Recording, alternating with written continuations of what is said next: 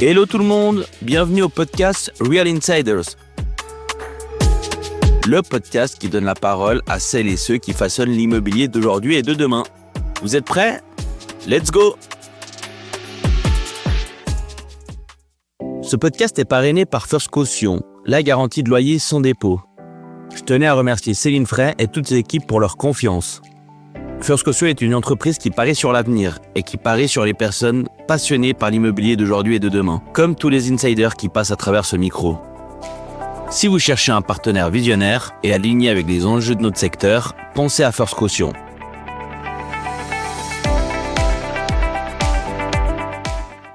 Salut Dorian, merci de participer au podcast Real Insiders. Merci à toi, merci de l'invitation. Ça fait plus de 1 an de préparation. Exact. Donc ouais. merci. Ça fait longtemps qu'on se court derrière pour essayer de trouver une date et puis pour lancer ce podcast. Donc je suis hyper content que tu sois là. C'est gentil, merci. Merci beaucoup. Est-ce que premièrement tu pourrais te présenter pour les gens qui te connaissent pas ? Avec plaisir. Donc je m'appelle Dorian. Je suis le CEO et un des 3 cofondateurs de Backbone, qui est une start-up qu'on a lancée à Genève. On en parlera après. Je suis suisse et belge et je suis basé à Genève. D'accord, génial. Et est-ce que tu peux nous raconter finalement le lancement de Backbone ? D'où ça vient ? Parce que j'avais cru comprendre qu'à la base, c'était pendant le Covid, c'était plutôt, vous avez pivoté le modèle qui à la base était dédié à de l'événementiel. Est-ce que tu peux me parler de toute cette époque et de finalement pourquoi et comment tu as lancé Backbone ? Oui, bien sûr. Alors, pour commencer, j'ai un background en finance. J'ai fait de la fusion-acquisition pendant quelques années, mais j'ai eu toujours cette volonté d'entrepreneuriat. Donc, j'ai lancé quelques petits business avant. Et Backbone est né en fait d'une volonté. C'était un autre business qui était lié au photographe. Donc, on a pris l'angle photographe. Oui. Avec un de mes associés qui s'appelle Antoine, et on a lancer une plateforme qui simplifiait en fait la vie des photographes, mais surtout des photographes artistes pour trouver leurs clients. On avait remarqué qu'ils avaient beaucoup de mal à trouver leurs clients et vendre leur art, et on essayait de créer une galerie en ligne. Ok, une marketplace. Une espèce de marketplace pour jeunes photographes qui se lancent et qui ont du mal à trouver des clients et qui ont du mal à gérer un business, c'est-à-dire faire le shipping, faire les factures, etc. Donc, on avait automatisé tout ça. D'accord. La réalité, c'est que c'est un business qui est très concurrentiel. C'est très dur de se faire de l'argent dessus. J'ai plein d'histoires là-dessus. On a fait des galeries. On était allé à Londres. On a fait une galerie physique pour montrer les œuvres. On a fait que quelques ventes. C'était pas un vrai succès. Mais par contre, ce qu'on a remarqué, c'est que le service de photographe, il y avait un vrai problème là-dessus où les gens étaient prêts à payer des sommes conséquentes. Et ils avaient surtout du mal à trouver le bon photographe au bon endroit au bon moment. Donc, on peut parler d'événementiel, on peut parler d'immobilier, on peut parler d'e-commerce, etc. Et donc, on s'est dit, ok, on va continuer ça dans cet angle parce que ça rend service aux photographes, mais il y a aussi une optimisation business qu'on peut faire. Il y a une vraie demande. Et il y a une vraie demande. Enfin, en tout cas, c'est ce qu'on voulait tester. Donc, on a lancé une espèce de petite marketplace en early no-code nous-mêmes. Et mon associé Antoine bossait à JLL. Oui. Il avait pas encore quitté son job et en fait lui-même avait ce problème-là de trouver des photographes au bon endroit, etc. Et donc voilà, en fait notre premier client a été son employé. Ok. Et c'est comme ça qu'on a remarqué qu'il y avait un vrai problème. Et de là en fait on s'est dit on va créer cette marketplace photographe, n'importe quelle industrie. Mais ce qui s'est passé, c'est que l'industrie de l'immobilier a beaucoup marché. Donc, il y a une vraie demande, c'est venu naturellement. Surtout la période Covid, tu me disais qu'il y a eu un vrai basculement à ce moment-là. Et ça, exactement. Donc, on a fait une première année avant le Covid où on a complètement bootstrappé.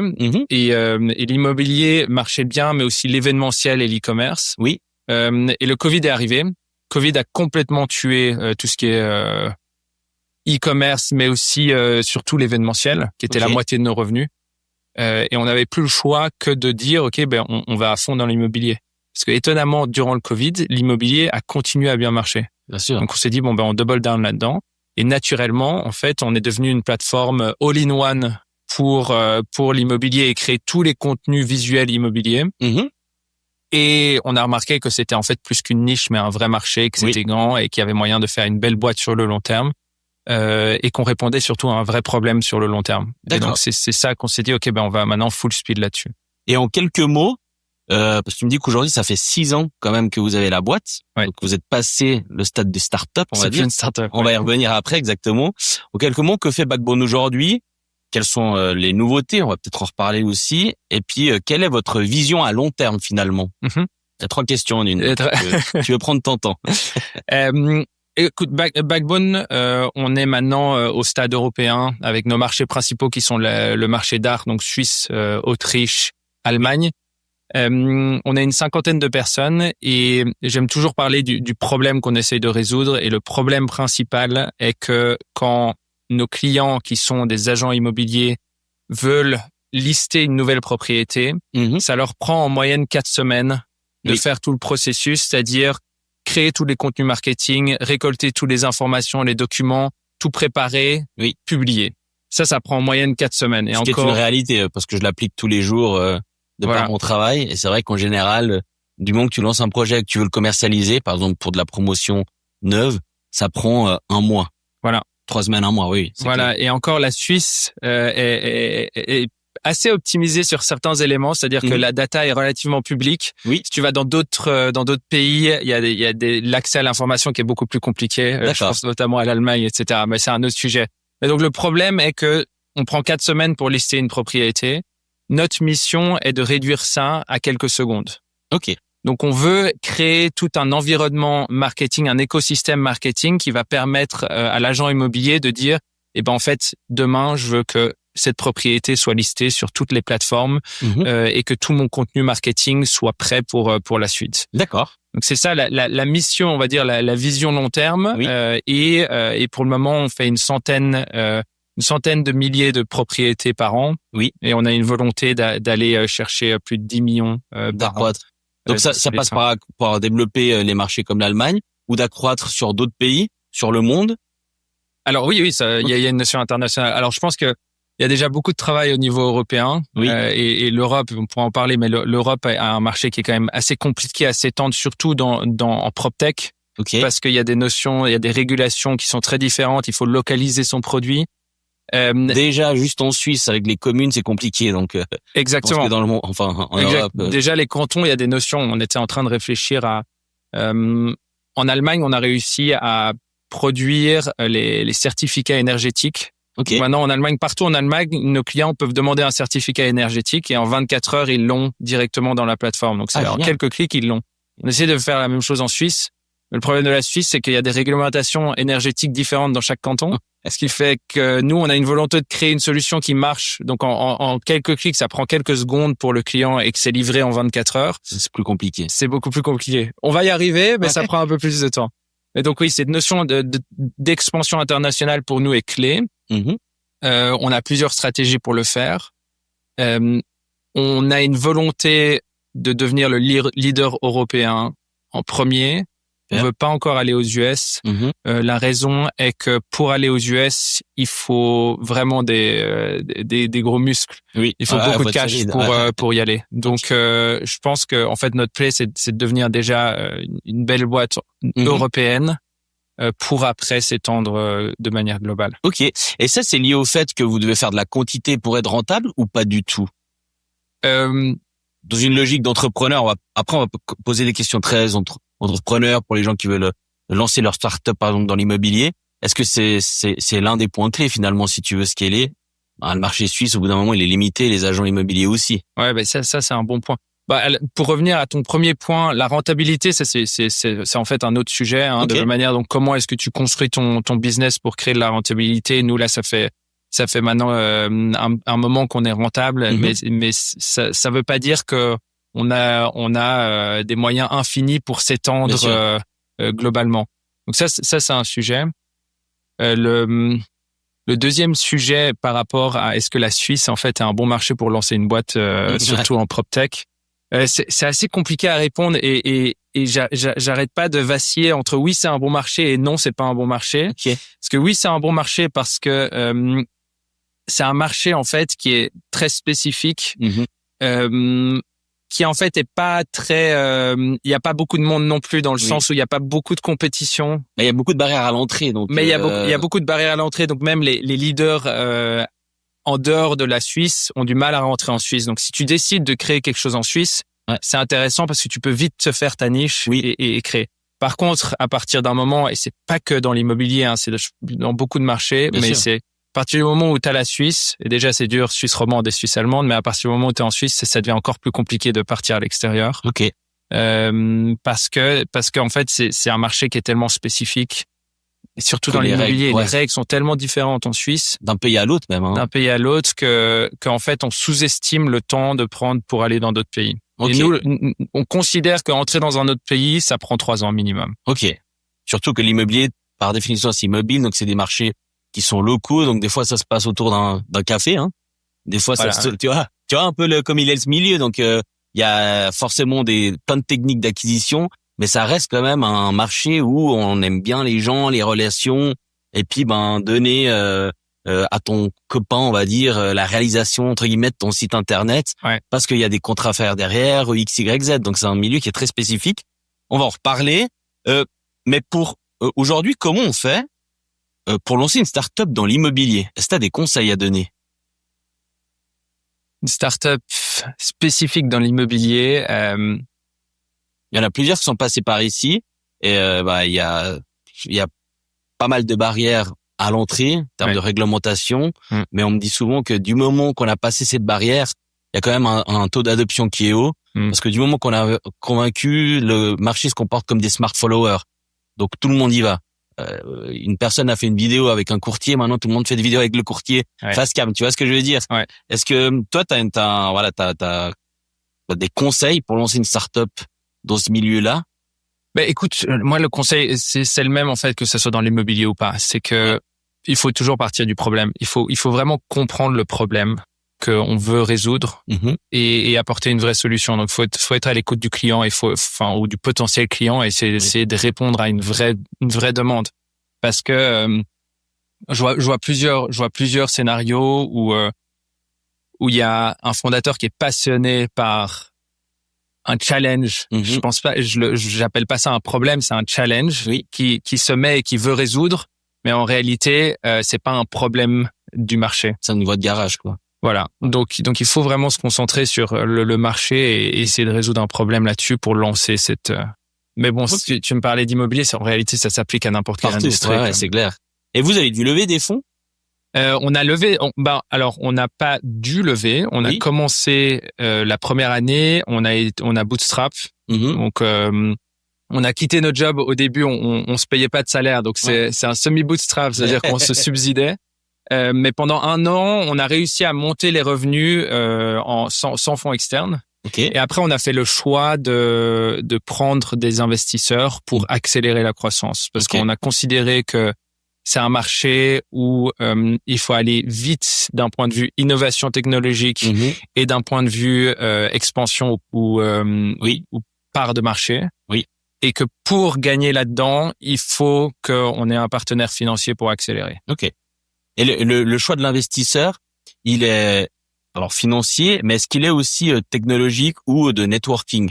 Parce qu'il y en a d'autres qui ont levé des fonds, et généralement, des fois, ils choisissent quelqu'un qui peut ouvrir énormément de portes, au détriment peut-être d'un investissement qui est peut-être un peu moindre, ou d'un partenaire technologique qui a déjà toute la technologie pour aller plus vite. Est-ce que toi, ça, c'est rentré dans tes considérations? Vos investisseurs sont des purs financiers? Alors, bon, j'ai un avis assez tranché, mais ça dépend de l'ambition que tu as. On a une ambition, comme je te disais, européenne, de grandir et de créer une belle boîte. On a un chiffre qu'on va atteindre 100 millions de revenus, etc. Pour ça, je suis contre le stratégique, l'investisseur stratégique, tu vois, le partenaire technologique, parce que ça va très vite t'ancrer dans une direction qui va par la suite te mettre des limitations. Peut-être pas la première année, peut-être pas la deuxième année, mais si tu penses un peu plus long terme, ça va te mettre des limitations. Donc nous, pour cette ambition, partenaire pur financier et qui a des capacités justement de network du côté investisseur.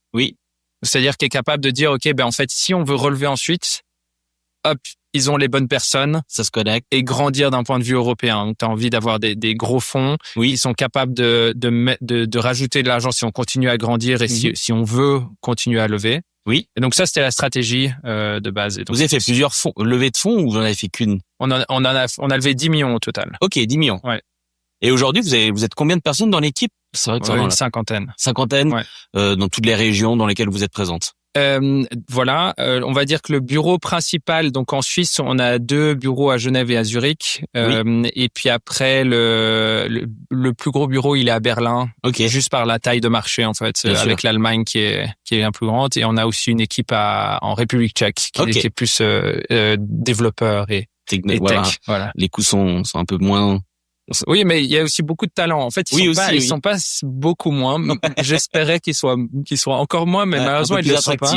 Mais le talent est assez impressionnant en réalité. Bon, après il y a du très bon talent en Suisse. C'est pas ce que je dis. C'est juste en réalité c'était naturel parce que notre CTO était tchèque, donc il avait tout son réseau sur place.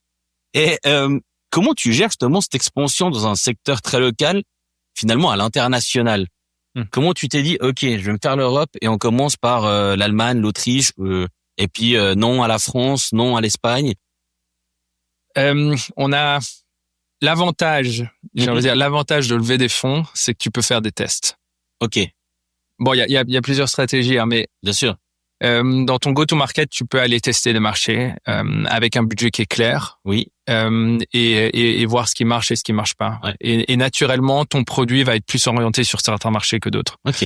Mais c'est des tests digitaux, tu fais des campagnes marketing avec des ROI, ou c'est des tests où tu vas à des événements comme par exemple ici à le Rent ou le salon de l'immobilier à Zurich et tu vois si les gens ils sentent ou s'il y a trop de concurrence? Non, il faut aller plus loin. Okay. Il faut mettre de l'investissement. Il faut que tu recrutes une équipe et il faut vraiment que tu ailles all-in dans un marché. Tester le marché. Parce que faire une campagne, c'est trop, il y a pas assez de data, c'est niche, etc. Aller sur les salons, c'est très biaisé aussi parce que tu vas parler avec quelqu'un, ça va prendre, ça va pas prendre. Ça va te donner des indices. Ouais. Mais je pense que pour vraiment tester un marché, il faut aller all-in et vraiment commencer à comprendre les différences du marché. Donc, c'est ce qu'on a fait. On a testé plusieurs marchés. Oui. Il y en a qui ont marché, il y en a qui n'ont pas marché. Ouais. Et ce qui est important, justement, dans une expansion, c'est aussi de réaliser, OK, celui-là, il marche, on va double down. Ouais. Celui-là, il marche pas, on va le fermer. Trop bien. Et une petite question rapide qui était pas notée, puis ça, tu peux me répondre rapidement, mais est-ce que, tu dis que c'est compliqué d'aller à l'international, mais est-ce que le fait d'avoir le côté Swiss made, ça donne pas quand même un gage de qualité qui peut être rassurant ou rien à voir dans ton milieu?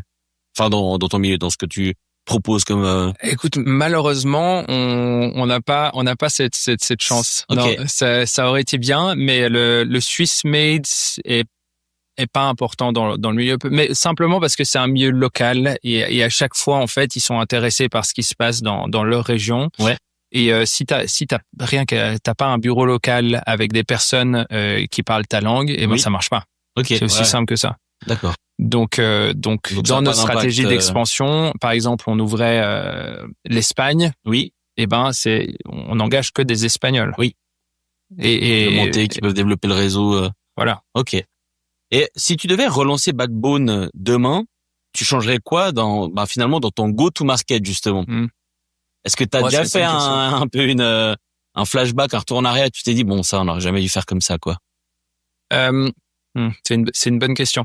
Je pense que il y a deux choses que je ferais, c'est que on a pris du temps à réaliser l'importance de la locale, enfin d'être local. Ouais. Mais aussi dans le produit, c'est-à-dire vraiment dans l'expérience. Oui. Tu vois, donc adapter ton produit pour les besoins du territoire sur lequel tu veux aller. Mais quand tu dis adapter ton produit, c'est-à-dire que de toute façon il te fera un photographe de la région, parce que tu dois aller faire des photos d'un bien. Ouais. Il faut que le mec il soit de là-bas. Ouais. Mais je te donne un exemple et c'est très simple. Pour nous, l'Espagne ça va pas marcher. Ok. La raison est que les agents là-bas mettent moins d'importance aux beaux visuels et aux photographes professionnels que la Suisse, l'Allemagne, la France, etc. Donc en fait, l'Espagne et l'Italie, c'est du très ce qu'on appelle du do-it-yourself où ils font avec leur téléphone. c'est lié à leurs honoraires, par exemple, parce que ici, c'est lié à leur du commission. 3%. Exactement. Donc, il y a des aspects macro c'est lié à leur commission, c'est lié au volume par agent, ou est-ce qu'ils ont du temps, est-ce qu'ils ont pas de temps, etc. Ok. Et c'est lié aussi à la culture et la manière d'opérer depuis des années. D'accord. Et les transitions prennent du temps. Maintenant, on voit qu'il y a un appétit plus en plus grand au visuel professionnel. Et c'est des choses qui prennent du temps. Donc, c'est pour ça qu'on s'est dit, typiquement, l'Espagne, notre produit, il est pas prêt. Il faut qu'il y ait un espèce de all-in-one où ils peuvent le faire avec leur téléphone, ils peuvent le faire avec un photographe professionnel. Ouais. Mais notre solution photographe professionnel seulement va pas suffire pour l'Espagne. Ok, ouais. Donc, on a dit, on pose l'Espagne, on va revenir dans 2 ans, on continue à évoluer le produit. Oui. Et en attendant, on se concentre sur les pays où ils réalisent déjà l'importance du visuel professionnel et on apporte notre solution là. Ok. Et du coup, tu changerais quoi dans ton go-to-market c'est-à-dire, est-ce que tu as fait une erreur par rapport à l'Espagne, Donc, c'est l'expertise locale. C'est être capable d'acquérir ça. cette expertise locale beaucoup plus rapidement. Et ce qu'on va faire là maintenant, et c'est notamment comment est-ce qu'on va ouvrir de nouveaux pays. On va passer par une stratégie d'acquisition. Okay. Où on va se concentrer sur des acteurs locaux qui connaissent très bien le marché et qui vont nous permettre de gagner en fait cette première année, 1 à 2 ans, de connaître le marché et d'adapter son produit au marché. Ok. Donc tu vas te plugger avec des agences de com sur place. Ouais, ça va être des agences photographes qui ont quand même un certain volume dans certains marchés. On pense à Paris, on pense à Madrid, etc. Donc ils font entre 1 et 5 millions de revenus et ils sont profitables. Oui. Et donc l'idée c'est justement de travailler avec eux pour après s'étendre sur le marché, injecter notre technologie et grandir avec eux en fait. Génial.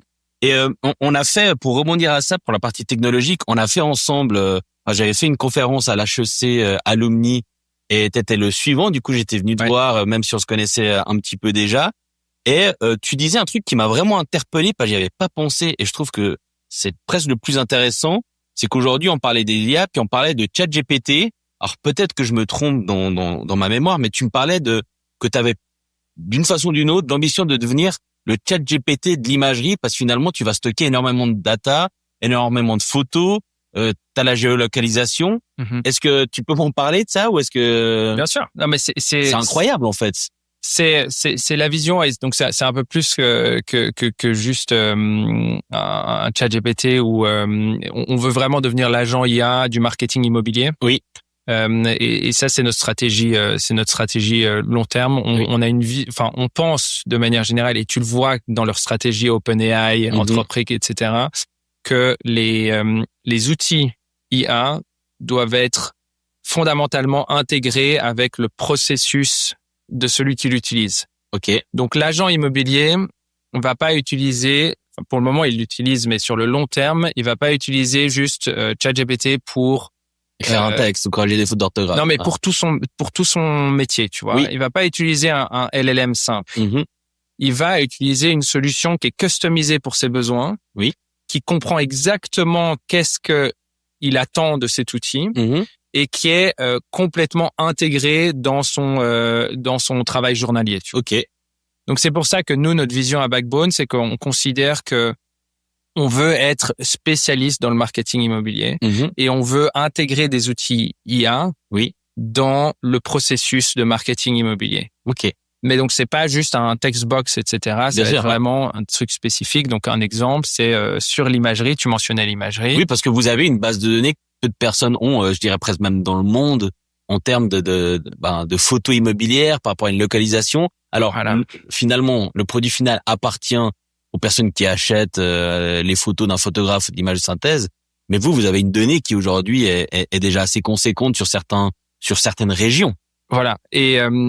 Et l'édition est spécifique à l'immobilier, et ce qui fait que, en fait, on est en train de mettre en place des modèles et des outils qui sont dédiés à l'immobilier. C'est-à-dire, par exemple, le staging est quelque chose d'assez intéressant. Et c'est encore ce que, par exemple, les LLM font assez moyennement, parce que c'est générique. C'est compliqué. C'est générique. Et donc, du coup, pour essayer de pallier à ça, tu dois créer des prompts, tu dois être un ingénieur prompt. C'est aussi assez compliqué. Nous, ce qu'on veut, c'est simplifier toute cette expérience où, typiquement, tu veux juste changer les murs de couleur. En fait, c'est juste un clic où tu le dis simplement. et on a des modèles qui sont vraiment concentrés là-dessus. Mhm. Donc la qualité Oui. est meilleure, le rendu est meilleur, et c'est cette logique qu'on veut intégrer pour tout, même pour le texte, etc. Donc typiquement, en fait, la vision long terme, c'est de dire, en fait, à partir du moment où tu as les photos, Mhm. tu vas pouvoir générer tous les contenus marketing, Oui. que ça soit de la vidéo, les textes, etc. Tout. Et tu vas pouvoir dire, on va sortir les informations de la photo Mhm. et des photos, et on va pouvoir créer ton post Instagram Ok. avec la meilleure photo, sortir le texte exactement qui Picobello, correspond ouais. pour ton marché, ce qui est Mhm. important. Donc, il y a une localité du marché Oui, et aussi qui va s'adapter à ton style. bien sûr. Donc voilà, donc c'est Donc, un peu cette en vision. gros, alors ça, on va en reparler après, mais vous êtes aussi en train alors, moi, par exemple, moi, personnellement, j'ai pas peur parce que je pense que j'ai un réseau qui fait que je pourrais m'en sortir. Mais il y a quand même beaucoup d'agences de com, mais dans tous les marchés, dans les secteurs, qui, avec des boîtes comme les vôtres, sont vouées à disparaître. Parce que le mec qui veut aujourd'hui faire une promotion immobilière, bah moi, il me contacte. X, Y, Z pour X raisons. Moi, je fais des campagnes, machin. J'ai aussi mes outils que d'autres n'ont pas. Donc, c'est ce qui fait aussi ma force. Mais toi, en gros, le courtier, il va appuyer sur un bouton et puis il aura le post LinkedIn qui va sortir avec des campagnes qui sont programmées. Donc, tout ce process que moi, je peux faire ou d'autres, bah, il est voué à disparaître à long terme, on va dire. C'est pour ça que je me positionne sur d'autres environnements que celui-là et puis que j'ai aussi le podcast Real Insider. Mais c'est la réalité, finalement. Enfin, est-ce que toi, tu l'imagines comme ça? Ben, je pense que, en fait, ce que tu dis, c'est hyper intéressant parce que tu te positionnes sur une zone ou un corps de métier auquel tu peux vraiment apporter de la valeur. Ouais. Et c'est ça qui différencie, et n'importe quel métier va aller dans cette direction. Au final, avec l'IA, ça va automatiser beaucoup de choses Bien sûr. qui sont en fait redondantes et auxquelles nous, humains, on n'apporte pas énormément de valeur parce que c'est du répétitif, etc. Et donc, toi, n'importe qui va se positionner sur quelque chose auquel tu peux vraiment apporter de la valeur. Par exemple, on parle d'une nouvelle promotion où tu construis quelqu'un qui va construire, je sais pas, 100 habitations. Oui. Il faut créer une marque. Il faut créer une histoire qui est liée à l'endroit, à l'environnement, etc. Il y a toute une démarche qui est beaucoup plus créative. Ça, c'est quelque chose que Backbone ne fera jamais. Oui. Bon, quoique je te dis la vérité, même ça, je pense pas qu'il y aura besoin de nous, un ingénieur IA qui sait bien, avec un bon prompt, ça fonctionne déjà, hein, pour être honnête. Donc je pense que la valeur là, et puis bon, je pense pas que peut-être qu'on parlera sur ton off.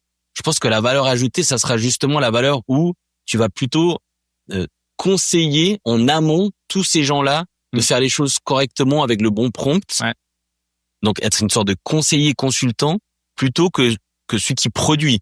Pour moi, celui qui produit, et moi je le fais mais avec des sous-traitants. Ouais. Enfin, c'est pas des sous-traitants, c'est des prestataires de qualité, pardon. Il y en a, je vois la porte arriver et je vois que ça commence à transpirer. Et je sais que par exemple, aujourd'hui, ce qui les sauve un peu, c'est que pour faire des images de synthèse extérieures, tu dois les droner localement et puis que voilà, certains ont déjà les rushs ou c'est un truc qui est encore pas hyper technologiquement avancé, on va dire, mais pour tout le reste, une image de synthèse intérieure, t'as plus besoin de boîte locale. Pour moi, Backbone va remplacer entre guillemets toutes ces petites agences qui font ce type d'image de synthèse. Malheureusement, hein, mais pour moi c'est la réalité, puis il faut vivre avec.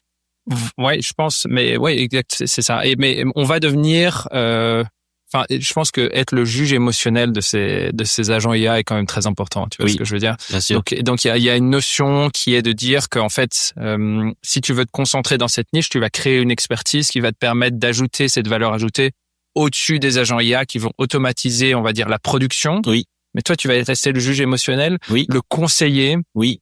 Et c'est aussi très proche de, il y a toute une thèse, je pense que tu vas en discuter sur les agents immobiliers. Quelle est l'évolution, tu vois? Où est-ce qu'on va aller? Ouais. Mais c'est pareil pour n'importe quel métier, quand on pense au docteur aussi, où tu dis, en fait, le chirurgien, maintenant, c'est les robots qui vont tout faire automatiquement. Oui. Quelle est la valeur du docteur, en fait? Jusqu'à où on s'arrête, effectivement. Ouais. Donc, mais je reste convaincu qu'il y a une notion de juge émotionnel qui va rester quand même très important de manière générale. Ok, super intéressant. Je pense qu'on pourrait faire 3 heures sur ce sujet tellement j'adore. Hein. C'est vraiment on est le même profil de personnes assez passionné, je trouve. Donc c'est vraiment génial de t'avoir dans ce podcast. C'est quoi pour toi la plus grosse erreur que font les jeunes fondateurs dans la PropTech aujourd'hui?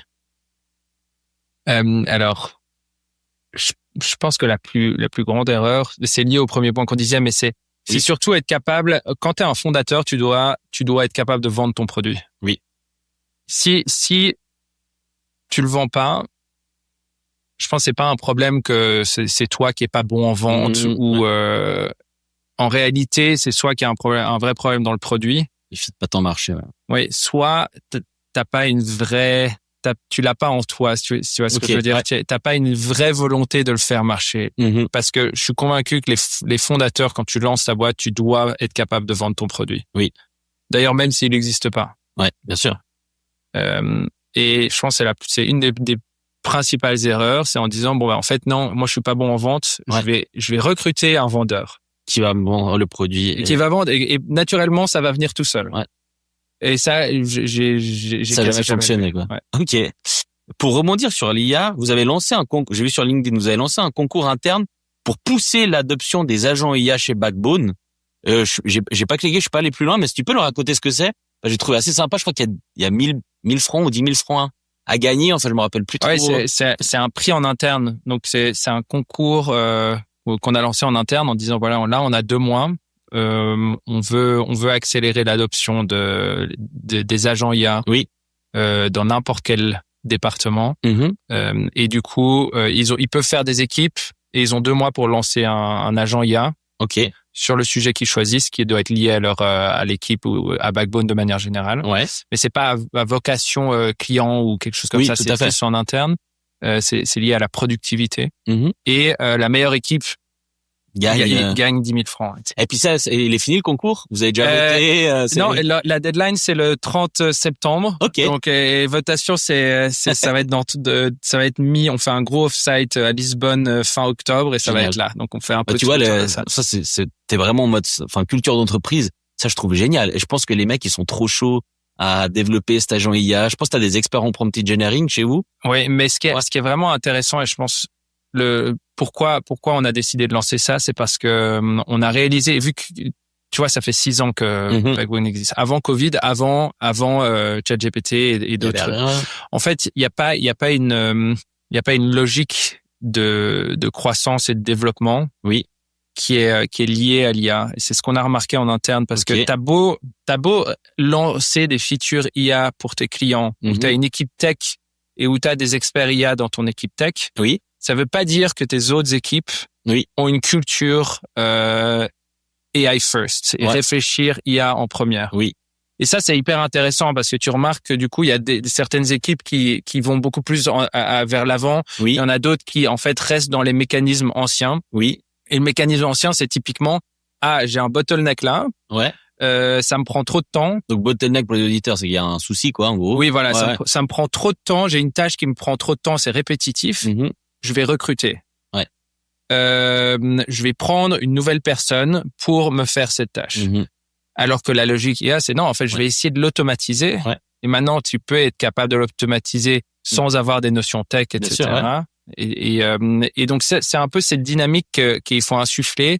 Et donc, pourquoi est-ce qu'on l'a lancé? C'est justement pour adapter cette culture à cette ère IA qui est là pour rester sur le long terme. Tu vois. Et on n'a pas le choix, finalement. Voilà, il y en a beaucoup encore qui pensent que l'IA, ça va jamais toucher l'immobilier. Je pense qu'il y en a beaucoup qui se trompent, malheureusement. Mais bon, ça, c'est notre discussion. J'avais la question, alors, le rôle de l'IA, selon toi, à l'avenir. Bon, je pense qu'on a déjà plus ou moins, on en a plus ou moins parlé. Une question, parce que ça, quand on a fait la conférence HEC, j'avais émis un point et on en rediscutera après, mais comment vois-tu l'avenir des courtiers en immobilier, globalement? Et puis ensuite, je vais rebondir avec l'histoire des portails immobiliers, parce que je trouvais hyper intéressant. Alors, les agents immobiliers, tu veux dire quel est l'avenir sur le long terme du métier d'agent immobilier? Exact. En fait, je vais peut-être intervertir les questions pour que les auditeurs comprennent. En fait, tu disais que les portails comme HomeGate ou ImmoScout perdent du trafic malgré un marché stable. Est-ce que déjà, tu penses que c'est la fin de leur domination ou juste un trou noir? Parce que tu nous disais dans cette conférence que vous êtes aussi, vous, en train de vous rapprocher des portails immobiliers pour essayer de fournir une solution où finalement eux peuvent proposer vos solutions. Je sais plus si c'est exactement ça, donc je vais pas dire de bêtises. Et puis j'avais rebondi en disant, mais si aujourd'hui toi tu te connectes au portail immobilier, ça veut dire que aussi le client final qui n'est pas l'agent immobilier va pouvoir faire le travail par lui-même et donc plus travailler avec les courtiers, on va dire. Et à l'instar d'un Néo qui est venu avec des prix plus bas, il y a des gens qui veulent pas payer 3%, donc ils prennent Néo. Et moi j'ai fait ce calcul-là de me dire, en fait c'est aussi un produit qui est destiné au client final, parce que je pense qu'il y a un marché qui est énorme aussi et que ça vous développe un autre bloc de chiffre d'affaires entre guillemets. Oui, il y a beaucoup de questions. Beaucoup de désolé. Ouais. Mais si tu pars du marché de base, il y a presque 50% des transactions qui se fait de propriétaire à propriétaire, oui, qui passe pas par des agents. Donc en fait, il y a quand même une belle part de marché qui existe déjà là-dessus. Et comment ça va évoluer, on va le voir, et ça dépend un peu des pays. Mais donc c'est un peu le constat de base déjà. Deuxième chose, nous on a une vocation de créer une solution qui puisse déployer la stratégie marketing le plus rapidement possible. Donc si un agent a une stratégie marketing beaucoup plus orientée réseaux sociaux, on est capable de le faire. Par défaut, ils veulent que ça soit sur les portails immobiliers, on peut les pousser sur le portail immobilier, et ça dans n'importe quel pays. Oui. Donc c'est un peu la volonté de distribuer de manière agnostique, mais de donner la possibilité aux agents de choisir leur stratégie marketing. Là-dessus. Maintenant, en termes de trafic, les portails, on a vu une légère baisse. Ça dépend un peu des pays. Il y a SMG qui vient de faire une belle IPO là, donc c'est pour le moment les chiffres sont très corrects de ce point de vue-là. Maintenant, il y a la thèse de je cherche le terme français, mais de moteur de recherche IA. Oui. Voilà, c'est ça que je cherchais. Moteur de recherche IA qui change la dynamique. Oui. Comment créer du trafic. J'avais vu une stat, j'ai oublié. C'était à cause d'un moteur, à cause de moteurs de recherche IA, il y a je reviendrai là. Ouais, il y a une perte. En plus, une perte de 40%, un truc c'était gigantesque. On est dans l'ère du zéro clic aujourd'hui. Voilà. Je vais publier un article juste maintenant pour les courtiers justement. Ouais. Et, oui, ils perdent du trafic. Et je pense que une IPO ça sert aussi à ça. Je pense ils veulent prendre. Ils veulent cash in au bon moment. Ouais. Non, mais ça reste une dynamique très compliquée. Le temps nous le dira, mais je pense que il y a un vrai besoin pour eux de s'adapter. Oui. Je pense que leur marque est très forte. Oui. Les marques de manière générale, c'est très fort et ça a fait 20 ans qu'ils les construisent. Si on pense à ImmoScout, Idealista en Espagne, Se Loger en France, c'est des marques extrêmement fortes. Oui. Et ils doivent capitaliser là-dessus. Oui. Donc, s'ils arrivent à adapter leurs produits et des deux manières, donc attirer ceux qui vendent et attirer ceux qui veulent acheter. Oui. Je pense qu'ils auront toujours un avenir qui sera propice. Et du coup, d'où la question le rapprochement que tu fais avec les portails immobiliers, c'est parce que eux sont venus en disant, justement, on veut votre technologie pour que les gens, quand ils sont sur notre site, en un clic, ils ont tout leur dossier. Pour la partie client des agents, parce qu'il y a beaucoup d'agences qui quittent aussi les portails immobiliers. En tout cas, en Suisse romande, certains portails passent à un monopole ou un duopole si on prend immobilier.ch, et puis que ça coûte ultra cher. Est-ce que eux, ils sont venus entre guillemets vers toi en disant, on veut ce côté technologique pour leur donner plus de services, ou finalement pour les bypasser en disant, c'est le client final qui fera leur dossier ou pas? Non, la vocation première, c'est apporter plus de valeur pour leurs clients. De manière générale. Donc c'est pour ça qu'on a intégré, si on parle de la Suisse, directement dans maintenant Flatfox qui leur appartient, Casawan, des choses comme ça. Donc c'est plus de leur donner une solution d'intégration, donc créer de la valeur pour eux assez facilement, parce qu'au final ils créent de la valeur, mais c'est outsourcé à nous, etc. Tu vois. Et ils peuvent le vendre un peu mieux. Donc, c'est la logique première. Trop bien. Et vous avez levé plusieurs millions. Pour ceux qui nous écoutent et veulent lever des fonds, celle-là, on va la passer parce qu'on a déjà parlé avant, pardon. Mais c'est quoi les prochaines grosses étapes pour Backbone, pardon? Nouveau marché, produit, acquisition? Ouais, là, on est en gros focus sur le produit. Donc, C'est une grosse évolution. On adapte beaucoup de choses dans la vision produit. Ce que je te disais, d'avoir cette notion de IA intégrée dans l'outil. Oui. Ça doit être mobile first. Oui. Donc il y a cette notion aussi. Ça doit être aussi être capable d'être contrôlé par la voix. Donc l'idée, si je veux te résumer un peu comment je vois Backbone à mon avis, c'est dans 2 ans que tout sera fini. Oui. Mais d'un point de vue produit, ça va être de dire que toi, en tant qu'agent immobilier qui est tout le temps entre deux visites, entre 2 rencontres acheteurs-vendeurs, oui, tu as envie de contrôler absolument tout avec ton téléphone par la voix. Oui. Tu veux dire à Backbone, bon voilà, là je viens de faire une visite à cette adresse. Je veux que Backbone, tu m'envoies demain un photographe pour faire photo visite virtuelle à un drone. Tu viens demain à 9h, la personne de contact et cette personne, tu la trouveras dans mon CRM. Ouais. Et c'est une propriété qui vaut plus de 3 millions. Du coup, j'aimerais bien mettre un peu plus dans les réseaux sociaux. Donc, j'aimerais bien que tu me prépares une campagne spécifique avec tel budget pour Instagram et LinkedIn. Et puis, bien sûr, tu vas me le poster sur tous les portails immobiliers et que tout ça soit fait demain. Bon, ça sera un game changer pour moi. Si vous arrivez à cette étape-là dans 2 ans, pour moi, il y a plein de petits indépendants qui vont mourir. Pas en tant que courtier en immobilier. Des petites agences marketing, j'en suis persuadé que c'est un game changer. Et bravo d'ailleurs si vous arrivez à aboutir à cette étape-là, à cette finalité, parce que pour moi c'est vraiment quelque chose qui est incroyable pour le courtier et ça va amener une énorme plus-value parce qu'ils vont plus se faire chier quoi. En gros.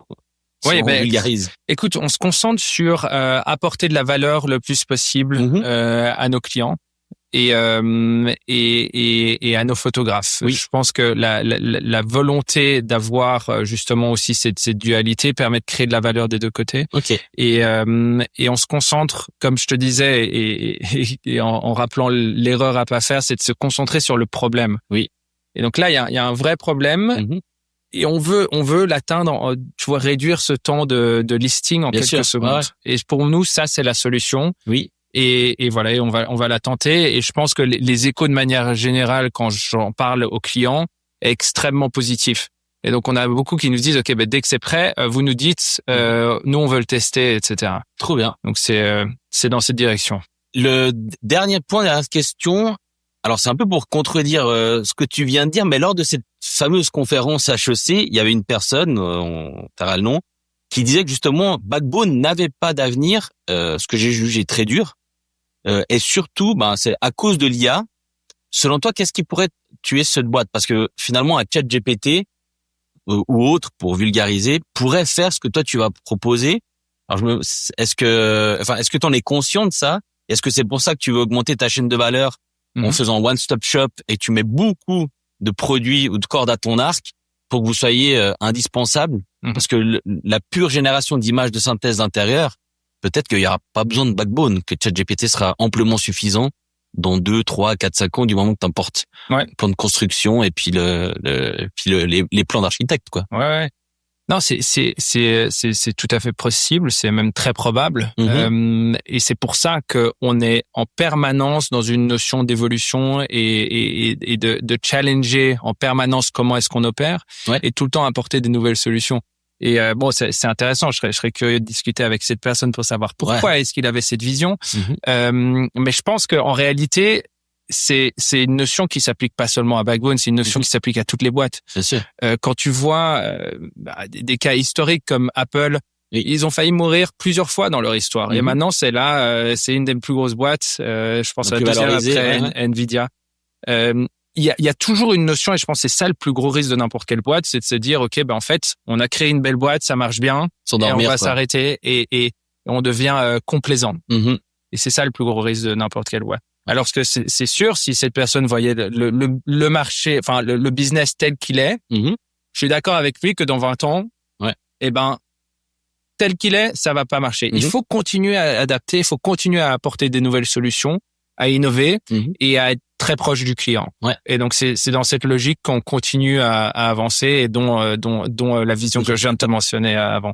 Génial. Écoute, merci beaucoup. Dernière question, si tu devais donner un conseil finalement à un jeune qui veut se lancer dans l'immobilier, dans la PropTech? Dans l'immobilier, dans la PropTech, je pense que surtout, s'il est jeune, il faut juste qu'il se lance. Hein. Ouais. Est-ce qu'il doit se former?